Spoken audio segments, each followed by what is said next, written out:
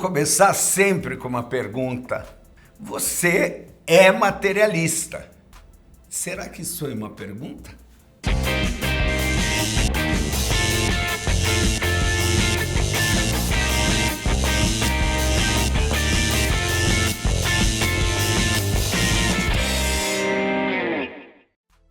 O que é o materialismo?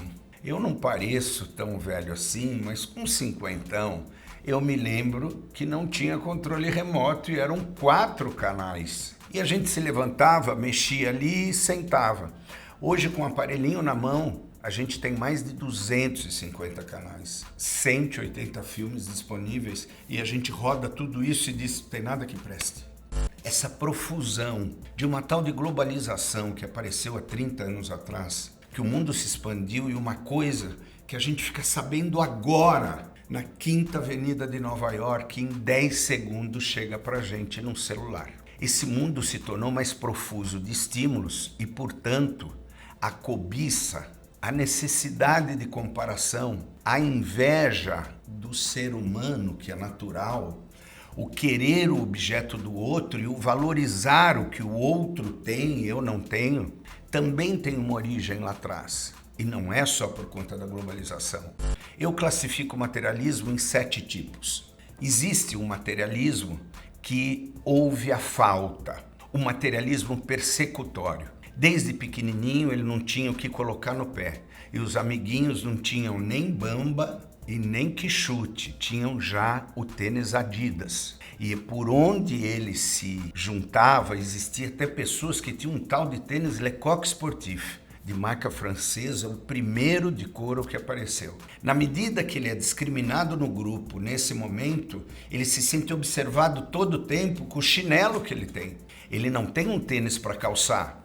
E isso vai sendo colocado dentro dele, um dia eu tenho que ter esses tênis para calçar. E aqui começa a origem do materialismo persecutório. Como se todos estivessem notando que ele não tem um carro bom, que ele não tem uma casa legal, que ele não mora num bairro bom. Eu também intitulo um outro tipo de materialismo, o materialismo do inconsciente. Mães, pais que educaram, estabelecendo referência, comparando.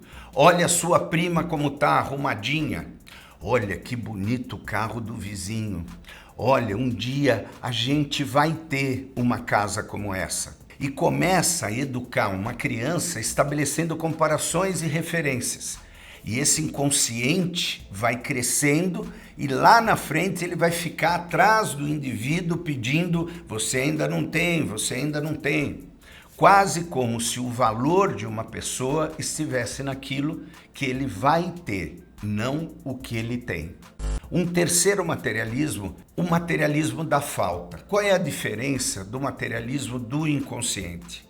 O da falta, o indivíduo nunca está contente com aquilo que tem, por mais que ele tenha coisas de marca, por mais que ele tenha uma casa bacana ou more num bairro legal, sempre ele vai ser faltante porque está na natureza humana desejar aquilo que é o objeto de desejo. É uma parte da nossa neurose. Desejo de não desejar. Para não desejar, é preciso adquirir. E aí, enquanto mais a referência dele vai aumentando, ele muda de um bairro para um bairro mais rico, ali ele começa a ter mais falta. Se ele não altera essa referência, ele fica naquele bairro dele, o materialismo vai ser contido. Mas se ele muda de vida, a referência vai exigindo. Então, se ele tem um barco, o barco é de 30 pés, ele vai para uma marina, onde se tem barcos de 48 pés, 62 pés, ele começa a almejar aquilo que falta. Um quarto materialismo é o materialismo do tá podendo. Eu chamo de tá podendo porque são pessoas que podem adquirir. Eu atendo pessoas que ganham R$1 milhão por mês. Então, não importa muito saber o preço. O que importa é, de alguma forma, adquirir aquele desejo que eles têm. Então, eles podem. Então, eles são materialistas não porque almejam, mas porque eles sabem que podem ter. Então, o materialismo do tá podendo é um materialismo que não fica mostrando, mas ele sabe que pode adquirir o desejo que ele tiver. Esses vão sofrer um pouco, porque nem sempre vão ter pessoas ao lado deles que possam usufruir de coisas como eles, mas que sejam escolha deles ter essas pessoas ao lado. Então ele acaba sendo afunilado para conviver só com um tipo de gente. Então muitas vezes a visão de mundo não se amplia, ele não constrói outras experiências. Um outro materialismo é o materialismo altruísta. É aquele quanto mais eu poder ter, mais eu vou mostrar para as pessoas que eu posso ajudá-los. Então é quase como se fossem objetos de poder, objetos que dão a referência ao indivíduo que ele é uma pessoa importante para aquela pessoa. Então, aquele tio, aquele familiar que pode promover o Natal, que pode pagar viagens, que podem levar os sobrinhos para Disney, mas numa tentativa de serem admirados. No altruísmo, eu dou para poder receber. Então, eles dão coisas materiais para poder se sentirem valorizados a outras pessoas. Existe um outro materialismo que é o materialista funcional. O que é isso? Ele aprende a gostar de coisas boas, não pela marca, mas é fresquinho porque vende mais ou vende mais porque é fresquinho. Ele descobre o tecido de uma camisa de R$ 1.200, diferente do tecido de uma camisa de R$ 80. Ele descobre o brilho, ele descobre o caimento daquele corte, ele descobre o conforto de um sapato.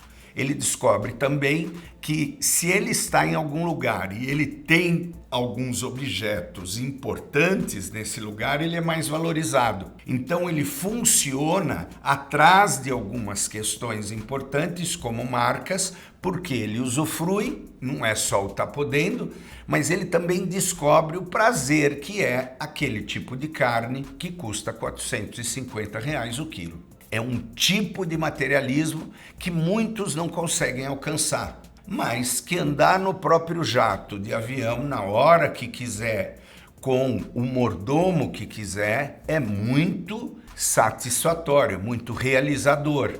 E isso pode fazer, pode acontecer. E muitos não se dão conta que isso é um jeito de ser. Eu fico pensando ainda num outro materialismo, que é o materialismo da busca. Pessoas que conseguem conter, economizar para mais tarde usufruir.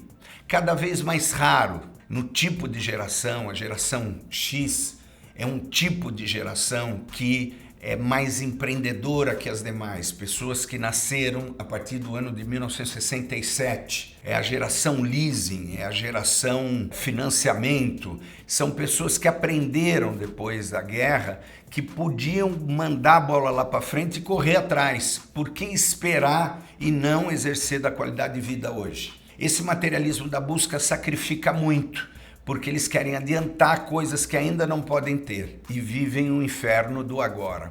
Afinal de contas, é bom ou ruim ser materialista? Como lidar com isso? A pena é que a gente vai perdendo os valores reais da vida. O afeto, o beijo, o carinho, o querer bem, os tipos de amores sem interesse, sem comparação. Nesse momento, eu me lembro de uma charge que me mandaram outro dia. Vem a mulher e diz assim: eu tenho bolo. E o homem vira e diz: e eu tenho um carro importado. E ela pergunta: mas tem bolo? E ele responde: eu tenho muitas marcas. Mas tem bolo? Ele diz: não. E ela diz: então toma. Olha essa charge. O que a gente não pode perder? Como lidar com o materialismo? Primeiro, que eu acho importante, dependendo da casta, o lugar onde você convive, que você possa ter um objeto que signifique você naquele lugar. Isso é uma condição natural de quem se agrupa. Então, se eu convivo com pessoas que têm um tênis bacana, eu posso ter um tênis bacana. Eu não preciso ter 7, eu não preciso ter 20 se eu ainda não tenho condições. Então, a ideia é que eu possa ter um materialismo funcional, ou seja, o lugar certo para a coisa certa, mas não a escravidão por isso. A outra coisa que eu acho que é importante é que existem coisas muito boas e que não são expressões do materialismo e nem são caras. Às vezes um bom picadinho da avó, às vezes uma feijoada da mãe é tão gostoso quanto a melhor feijoada brasileira. Existem sushis de origem em regiões estratégicas, como na Liberdade, em São Paulo, diferente do de alta gastronomia, mas tão bom quanto. Se eu souber usufruir das coisas boas da vida, mas não necessariamente caras, existe um certo materialismo funcional, que me ajuda a funcionar bem. Obviamente, se eu começo a subir um pouco a minha condição de vida, eu posso me permitir ter produtos que eu posso usufruir com mais tempo, com mais qualidade. Fica a dica. Qual o seu tipo de materialismo? Eu queria deixar alguns exemplos de pessoas que eu convivo, que tem o helicóptero, tem o barco, um barco grande, que tem avião, mas não manifestam materialismo. As pessoas que descobrem e podem usufruir disso. Existem pessoas que eu conheço, outro dia eu convivi com um casal, onde ela compra casacos de pele em Nova York, compra bolsas de 27, 32 mil reais, muitas vezes ganhando metade disso. Às vezes isso pode sacrificar muito e pode criar uma autoimagem distorcida na pessoa, onde ela possa se sentir muitas vezes uma charlatã. Então é importante se pensar até que ponto eu posso descobrir outras coisas boas da vida. Diferente de uma outra pessoa que eu conheço que sabe tomar um bom vinho e gasta num vinho 300 reais. Conheço pessoas que gastam 2 mil reais num vinho. Claro que isso deve ter um porquê. Meu conhecimento de vinho é pouco para pensar isso. O que eu posso dizer é, se você tem condições, por que não? Mas se você adquire condições e não pode exercê-las, por que sim? A vida tem outros valores e é preciso que a gente aprenda a descobrir. Nada paga uma perna roçando com a gente numa noite, uma sopa quente e gostosa com um banho gostoso e uma cama gostosa para dormir, com alguém que possa nos cuidar e nos acariciar. Isso, nas pesquisas de felicidade lá na frente, no leito de morte, são as coisas que as pessoas mais vão lembrar. A comida mais antiga, um bom leito, um bom banho e alguém para amar. Um beijo e pense qual é o seu materialismo. Tchau.